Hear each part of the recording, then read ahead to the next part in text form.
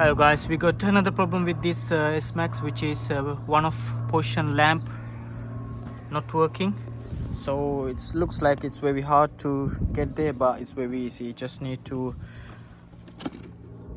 unclip the plug-in for the headlight holding with 2 bolts, one over here and the one over there. Once you remove those 2 bolts, headlight coming off, put that somewhere, and here we go. This is the position lamp. So this is the bulb holder. Just turn anti-clockwise, take the bulb out. Yes, you can see it's gone, it's burnt out. So we got the new bulb.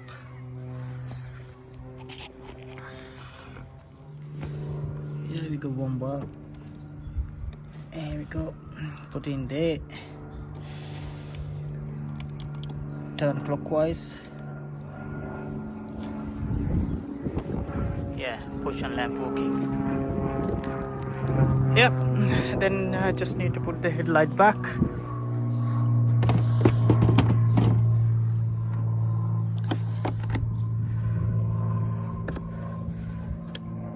Connect the wire harness, put this 2 bolt. That's it, job done.